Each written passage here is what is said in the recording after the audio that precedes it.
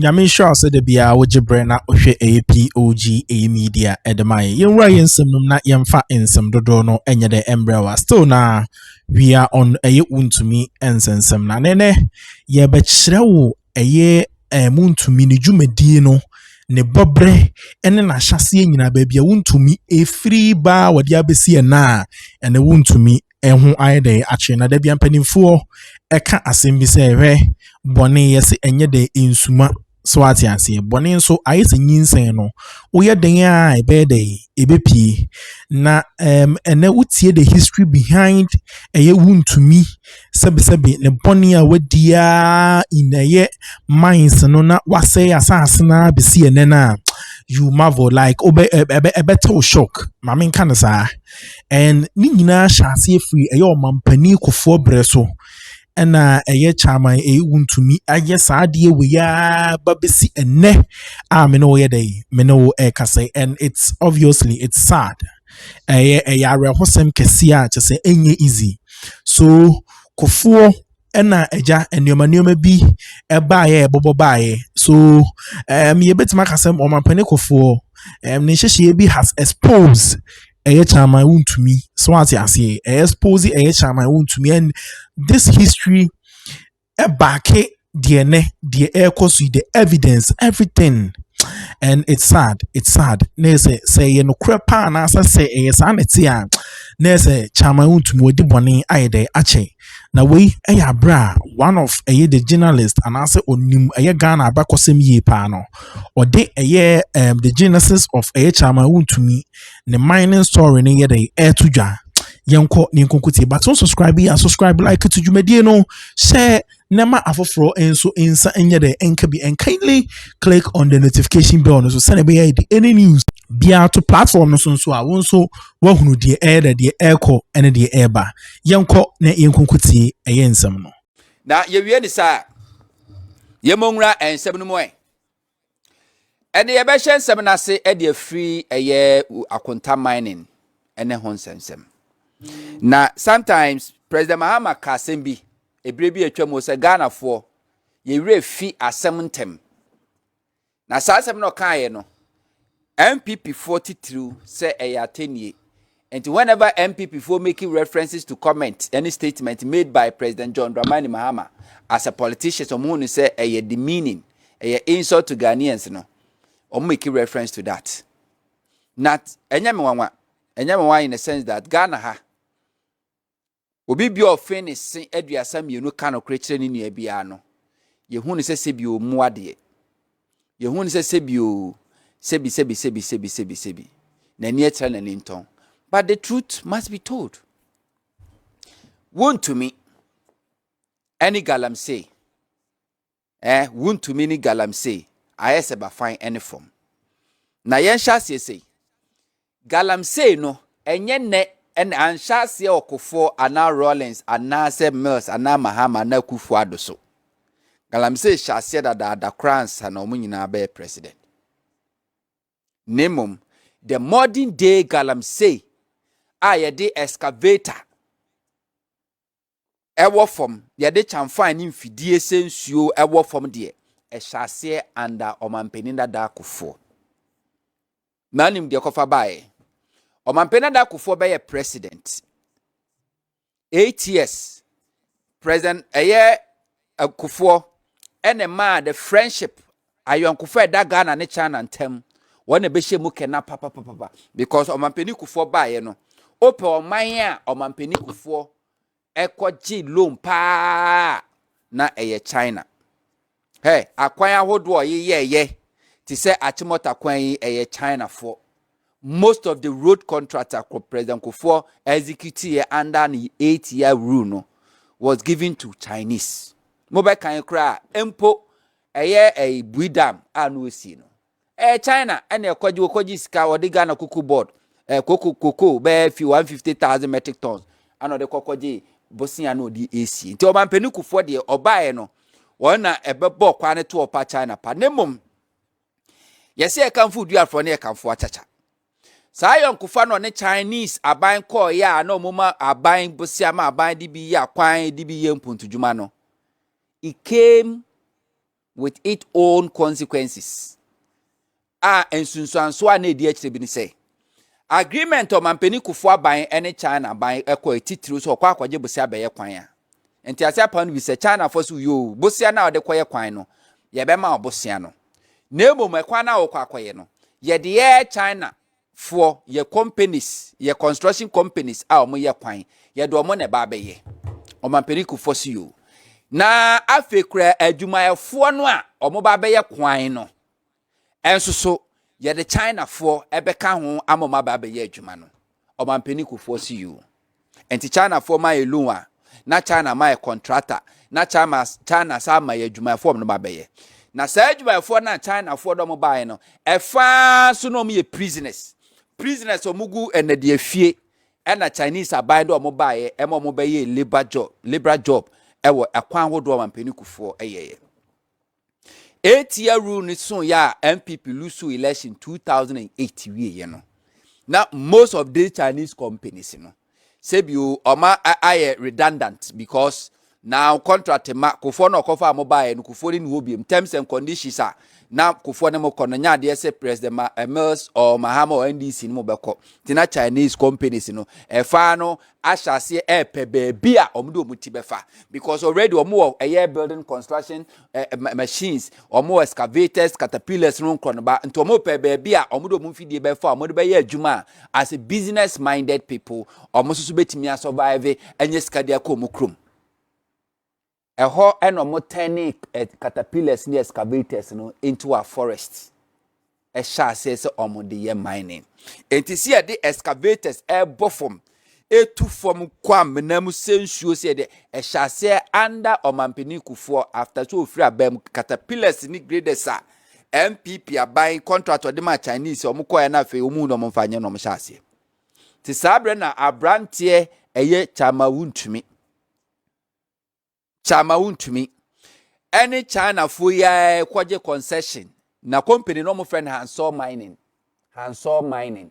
na Chama Wontumi sa no shase ana mampeni Kuffo Hanso mining ena na omu tun sase esensuo esem kwa ese onuamba Professor Mestime ana omu ye investigation wo mu hu activities ana omu eye ento mampeni mails ya omampeni Mahama beso mu no omampeni Mahama make sure say sa report no a omo national security report no de adwuma enti amaye Chama Wontumi ene ne Hanso mining company no omo mfidia no omo de sensor asesensuo no omampeni Kuffo omampeni Mahama amaye confiscate eye ne machines ni nyina sa machines ni gu ho from 2013 kosi 2016 na omampeni Mahama me confiscate machines no NDC lose power 2016 MPP ba mu no mo release machines ni nyina de ma Chama Wontumi ansan so hwa omo sa ma ne mpatasika a esum 10 million Ghana cedis omo sa MPP amampeni Kuffo amampeni Akuffo Addo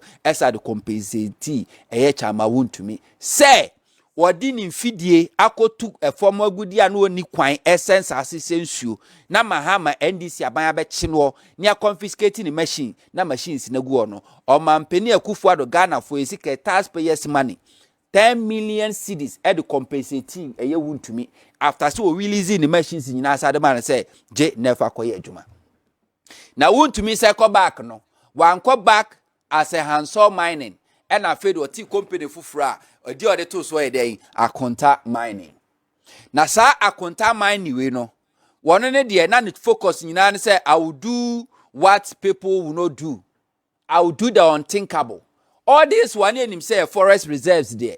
Yen two mining womb. Wontumi and a shall say o two mining forest reserves. O drew a call Western region Samra boy. No a boy ra a forest reserved.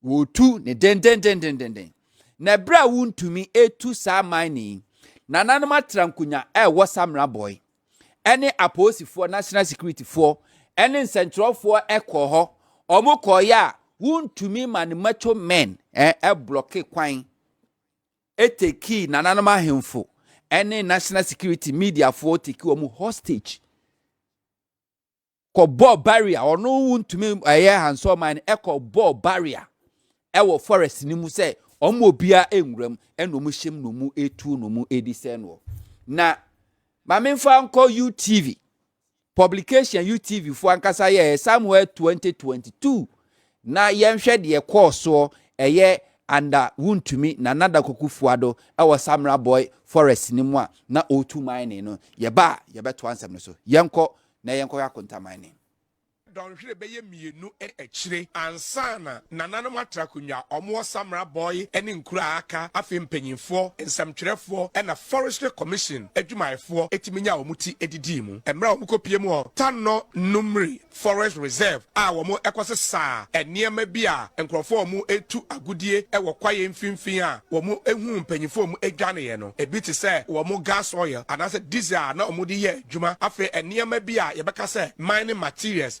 Commission SSI no emra womo drive ye anaso womo de ka beye sma beye aduenu a womo eba be pie efri kwaye no mu na metro men a yesusu se company wafa koti kwan so a wo tu agudie e wo Tanno Numri Forest Reserve no womo etime efre womo nkrofo se womo emra embebo barrier se nananom Forestry Commission nsamtrefo obia MP ene na enya asem ketwa emra empanyimfo ye se womo nitumi bia se womo ebetimi akase empanyimfo aba kwaye no mu aba be pam omo tu sika kokko e wo kwan bone so no metrofo no so ye se da bi omo mpanyimfo se womo nchi obi akopem se eniema na mpanyimfo asesa no womo ebeje womo de ka mienu esi kwan etu barrier mu se womo ma obi a empie ka ba ko mpodi o hwa sare na esi so obekasa police fo ka echire enensam trefo hwe hu se enye police fo ka womo ana omo ayesa kopem se eye company wo kire se wono na etu agudie e wo kwaye num aye from eye akonta mining company limited womo mpanyimfo ba ko owura bi a friend akuoko ebepie mu ho eka se omo empene ne men anase metro men no omo nsesa niema no kopem so omo nsesa niema na ansana empanyimfo etime pie fri kwaye num ensem a esisi ho no sei ene course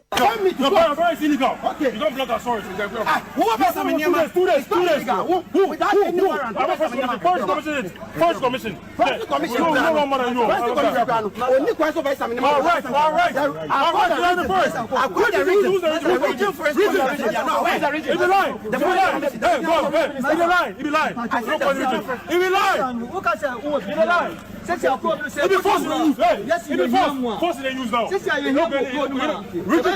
He's lying. He's lying. I'm telling you. You use force.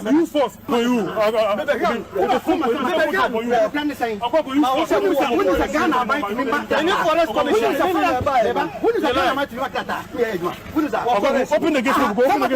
the gate. You want to open the gate? Open the gate. You take instructions from me. It's simple. The security agencies come and then take all of us away.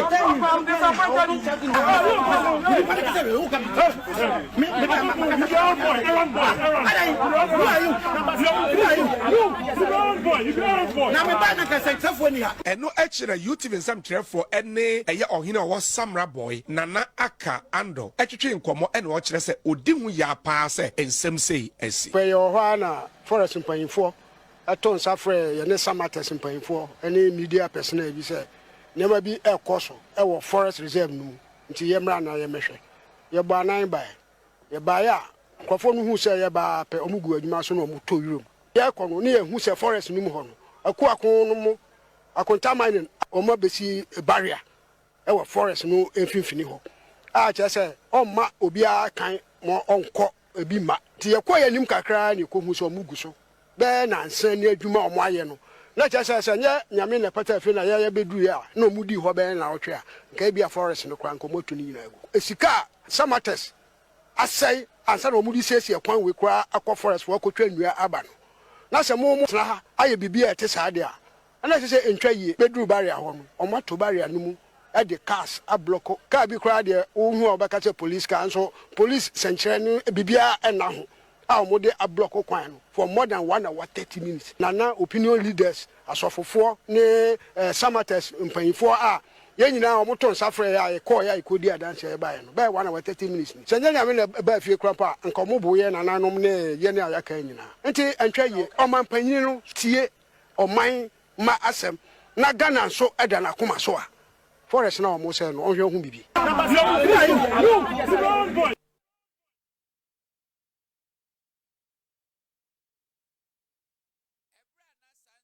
na koso Ghana phobia kasa na na matram kunya se de wo hwe ye Wontumi akontama ni mum akosi barrier ewo forest reserve or ma police fo nwram or ma national security nwram na nanam ahemfo kra asase ne omo dia no omo mo nwram ensentofo we bie nwram ena omo se ne sedemfoni ne ba ya wo hweye no ensam ne ba ye omo ko dwumadie ema kenashigbe na oye media oye nsɛmtwerɛni a wodi nsɛmtwerɛfo anim a yɛboa se ebe fight galamsey ebra Akuffo ade so fight galamsey ano de to president Akuffo ado anim se onka bibi mfa eye akontaman ne nsase a wo se no president Akuffo ado gina edom nanim ehwe camera mu ka se akontaman ne enye illegal mining na oye they are not into any galamsey or illegal mining yenti president Akuffo ado.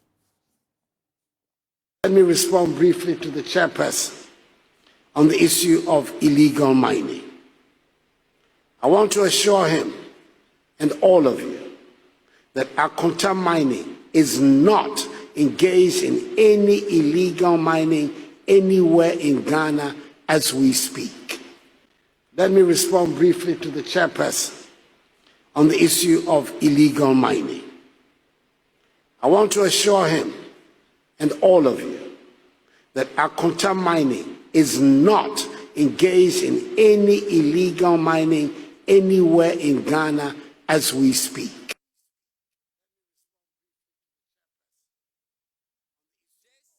President Akuffo, somebody a Ghana for your entrust ye. Your lives, your natural resources, your everything, your water, your forest reserve, a BBB more Ghana, yes, or mention in seven. This is how President Akufo turned himself to a common spokesperson for Akonta mining. Now, so when I national security, when I forestry commission, when I minister for lands and natural resources, when I police, when I ohene, when I nsɛmtwerɛni a wo se wo ko atia galamsey na Akonta mining Exp0sė na wo ka ho asɛm na president nipa tumi won in se o kasa Ghana for na yetumi da ono tumi declare lockdown o Ghana ebe kasa Akonta mining enye into galamsey na illegal mining e dey biem na be it embolden Wontumi and then you free one forest to another forest, one forest to another forest. No, they say no. Me humble appeal say President Akufo should be arrested. I was said President Akufo I was said by this time Kiachino. The involvement with a Akonta mining. I was said President Akufo Achino because the forest nation President Akufo is also more by. Yo gusua uti ensam no edema on subscribe like it to media no share nema for friends when san can kindly click on the notification bell no so send be ya the any news be to platform no so won so wahunu the air call and the air the air but jumedia no ye to aso jumedia no ye the ofam no air the air bram honto esa the ekasa yenko ne konkuti Wontumi tu no ye kan be ka che say nya illegal mining meanwhile foni ne buy no Ghana fo nyina hu so I na de foni na to ho videos no ya fa to nchen na mansa nyina hwe.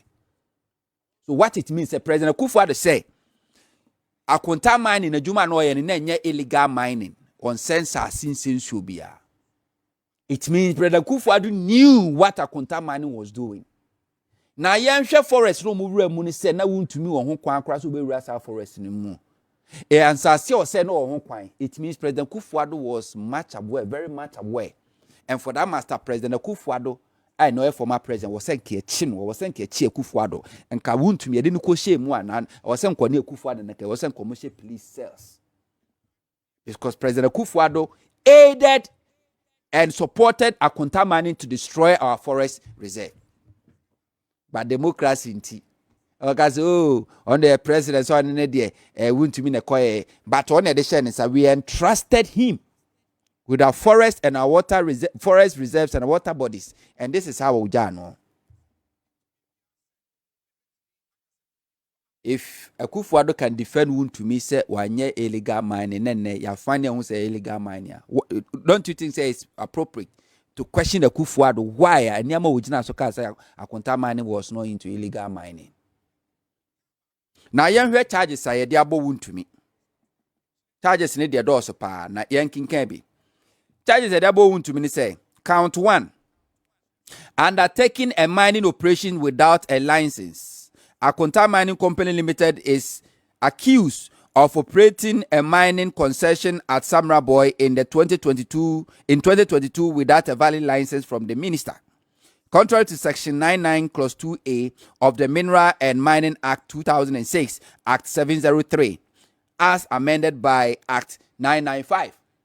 Wontumi akotu a former goodie ewa C0ｒڕουpt kwaye mu 2022 anu ni tumi krata a itiamra eno no count 1. Count 2, undertaking mining operations without license. Chama Wontumi and one Kwame Entry, currently at large, allegedly conducted mining operations as owners and directors of Akonta Mining Company Limited within Tano and Nimire Forest Reserve without authorization. Yes, C0ｒڕουpt nkwa Tano Forest Reserve susobo remu oni abrante bia e friend Kwame Entry a osisi a wadwane a yehwe no omubo remu entinya C0ρڕupt Forest Reserve nkwa.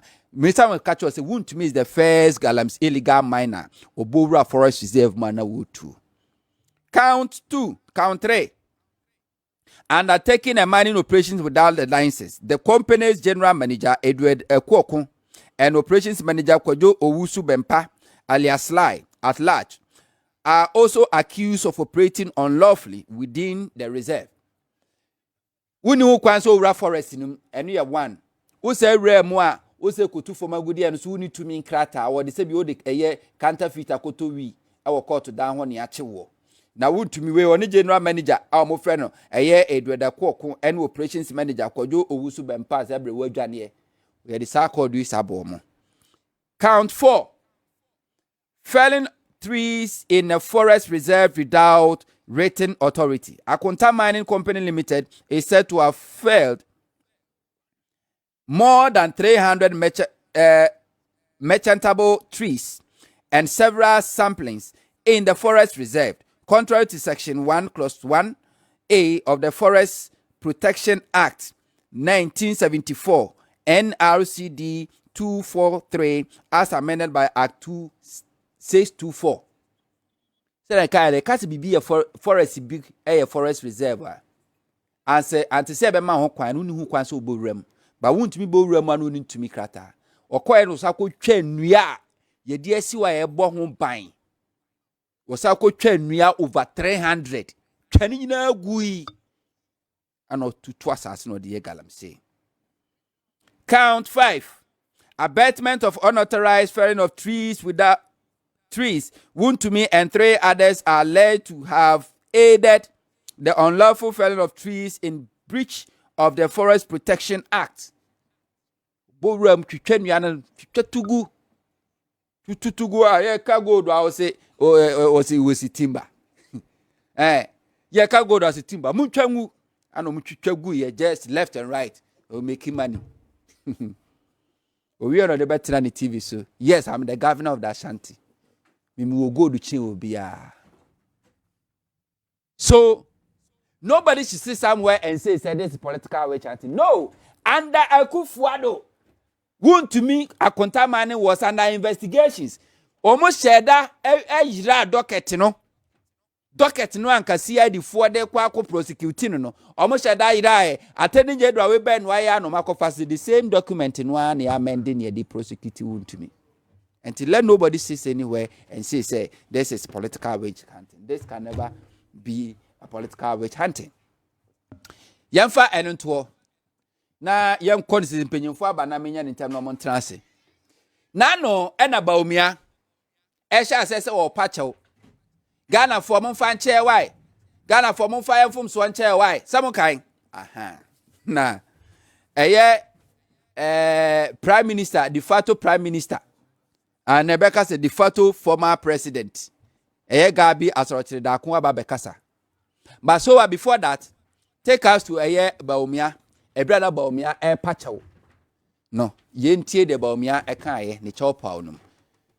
Na ye wi abeti. Aban any a party. Yaye infomso. Yaye infomso. Bebre ewo ye governance no mo. Niema wo ha afise ye beye yanye.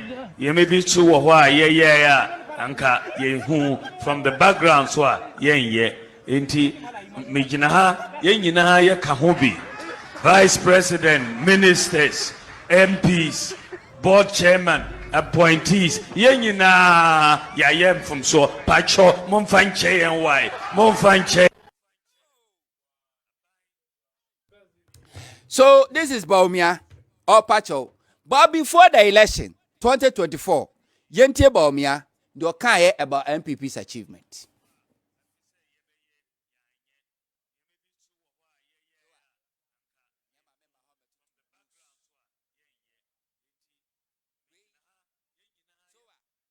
National health insurance, we perform better. School feeding, we perform better.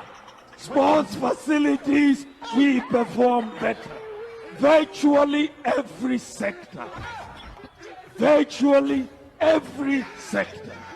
we perform better. The data says so. I believe in data. Eti Bawumia de okan no. Owi e na doctor say adutwum se hwe. Kwase asu osi ewuo, woni hwa na ewuo. Woni hwa na se bi o ma ye sorry. Me da ma anya sorry, me da ma ye adwuma. Ene me na mo obi ahia me obi ama me samba. Se doctor say adutwum, oba boa pass education minister, adwuma ba ye no education minister bia enya bi da. Ye tie doctor say adutwum. One from Ghana for what? Me ba emu mesuamu e be ye adwuma Ghana for. 7 previous. Ghana for do na kasa doctor adutwum bo ho mo. Ebi no akasa nke ni pa do ye de wo ye ya. Enti emfun so se wo ye adwuma de asa de bia obeti obi na so. Na emu se ono ma vice president and wo economic management team no. Se bibi wo ho no do so pa Ghana for chewa. Me feel say wo secure no ka ye.